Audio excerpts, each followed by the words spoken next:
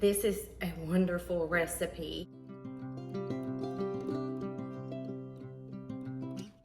You're gonna need 2 large chicken breasts, and you're gonna cut them in half. And I did that. It's right here. And next, you're going to want to tenderize them. We are going to use a plastic bag. And you want to put some salt and pepper on them. So I'm going to go ahead and pepper them.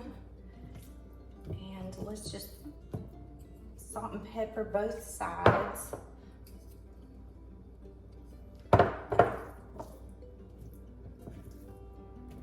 I hope everybody's doing okay today. It is windy today here in Tennessee.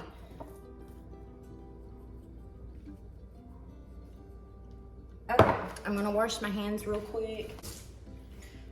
When you're working with chicken, you wanna keep that kitchen clean, I tell you.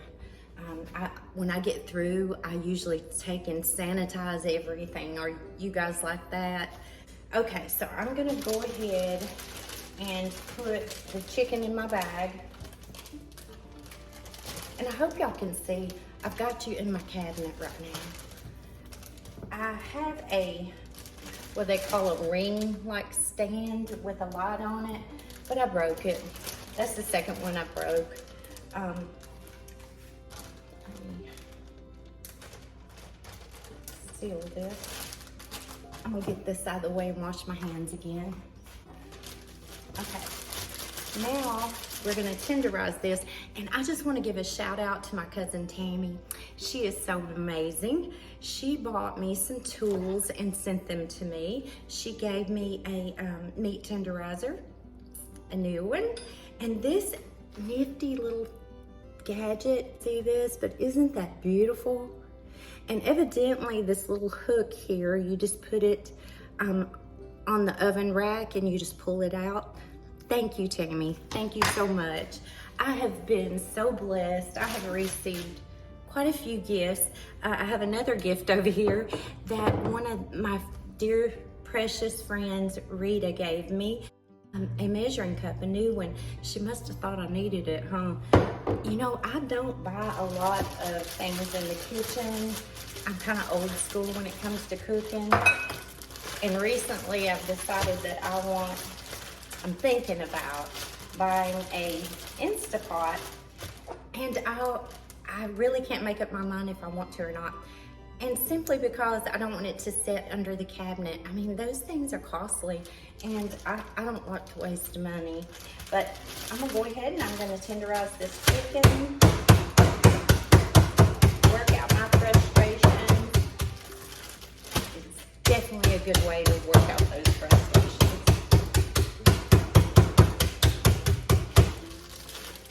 And you know, I find that just a Ziploc bag works perfect. You don't splash that chicken everywhere.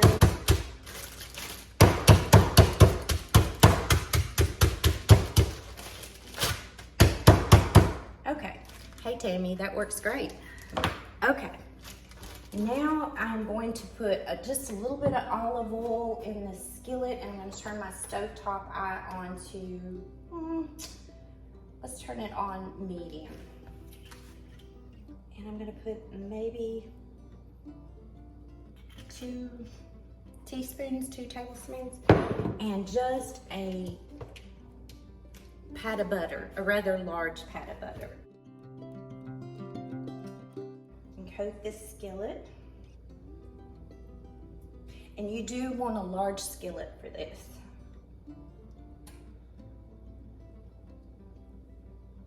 Now we're gonna need some flour and a bowl. And we're just gonna put some flour in this bowl, just enough to coat these chicken breasts.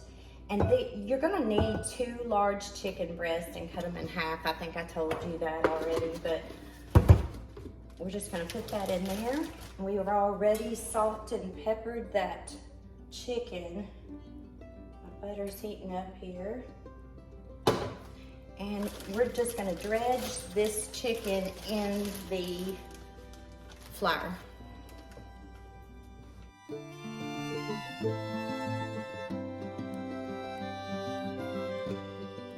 Just drop that right in that skillet. I hope my skillet's big enough. It'll just have to work. I've done started now. You're gonna need a plate to the side because once we get this chicken brown on each side, we're gonna take it out and place it on a plate. And y'all, my son's doing better spiritually, mentally. He's doing great. And physically, he's regaining some of his strength back. He's probably the most positive person I have ever seen. I have patience throughout my lifetime that never exhibited this kind of positive attitude that he possesses. It's just amazing to me. I talked to him the other night and he was in such good spirits. He is so thankful and grateful to be here, and he's decided that he's doing good and he's not going back in the hospital. So hey, you know, best attitude to have. A lot of people are still praying for him, and if you're one of them, I do appreciate that. We need prayer. You know, we never know what tomorrow's gonna bring. We don't. I mean, I just would have never dreamed that something like that would happen to one of my children, and we don't think about that. But he has a long road ahead of him, but with his attitude, he's gonna do better than most. He's a positive young man. I cut that down just a little bit because it's not got as much oil on the other side, so cut it down to about a 3.5.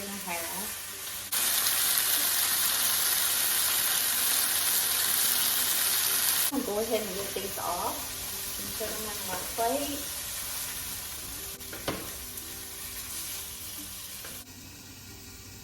And now, using the same pan here, I'm gonna add just a little bit of olive oil, maybe just a tablespoon.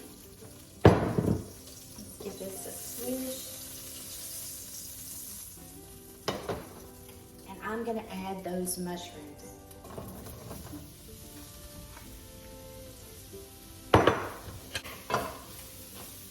I'm gonna put a lid on it this time. It's a whole container of mushrooms, and you wanna go ahead and slice them up. And we're just sauteing these mushrooms. I've cut my stovetop eye down to a 1. So we're gonna let those do their thing for a few minutes, and I'm gonna gather up my next step, my supplies here. I've got Marsala wine. That's what we're gonna be using. And we're gonna use some onion and minced garlic, and also some chicken broth. So this is step 2, or step 3. They're about halfway through. They're looking really good. We're gonna add some onion powder. We're gonna add a teaspoon of onion powder.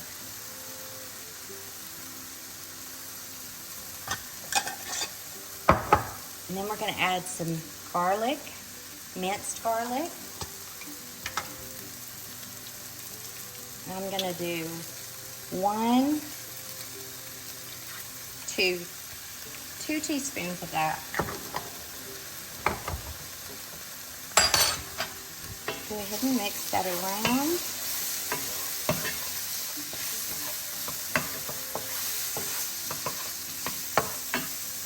And you just want to mix this maybe about just 30 seconds or so. And I've still got my heat on low, and we're going to add some Marsala cooking wine. We're going to add 3/4 cup.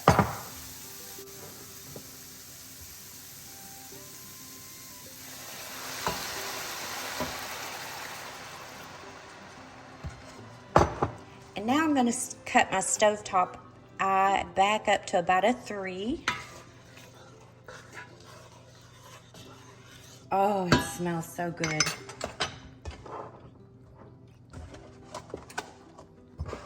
We're going to add some chicken broth. And I'm going to do 3/4 cup of chicken broth.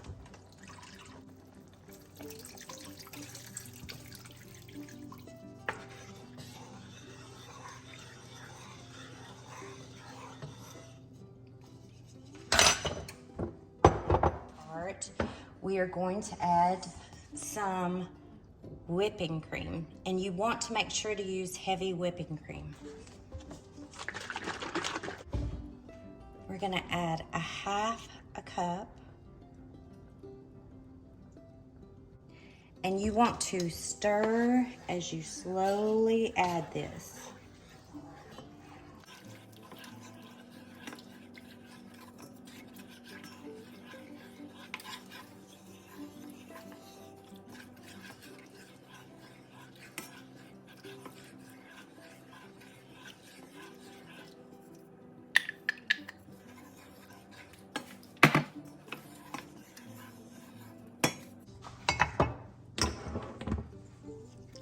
A little more salt and pepper.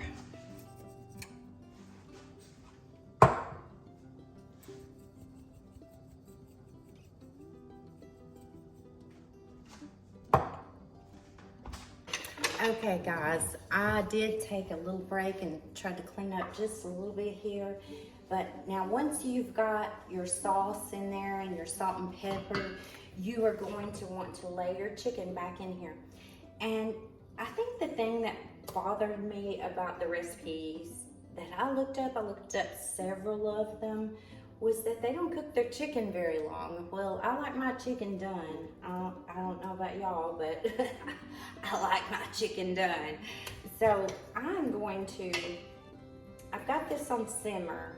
They say to let this simmer so the sauce thickens, but I want my chicken to cook too.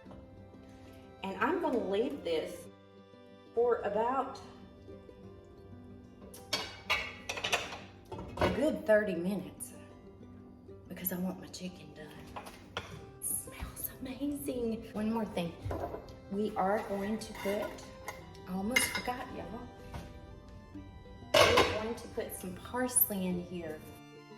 I'm not gonna measure this. I'm just gonna do a couple of just good pinches of parsley on top. Did about 3 pinches. Okay guys, so I cut my stovetop eye onto a 2, and I'm going to cover this, but I'm also gonna take some of this, let's grab a different one. I'm gonna take some of this sauce and just kind of pour it on top of that chicken, because I don't want that chicken to get dried out. So we're just gonna pour it on top, and about every 5 minutes I'm gonna come back in here and I'm just gonna give it a stir and make sure that my sauce is not sticking as it thickens up. And I'm going to pour that on top of my chicken to keep it moist. I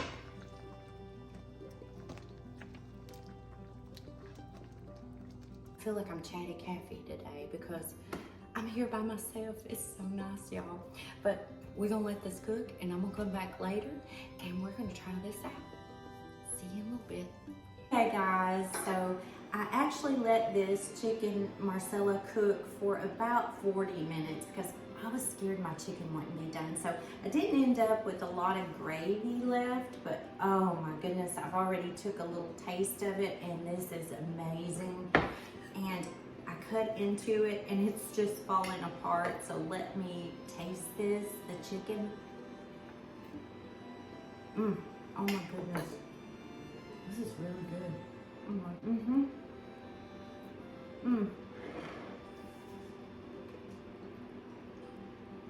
This is so good.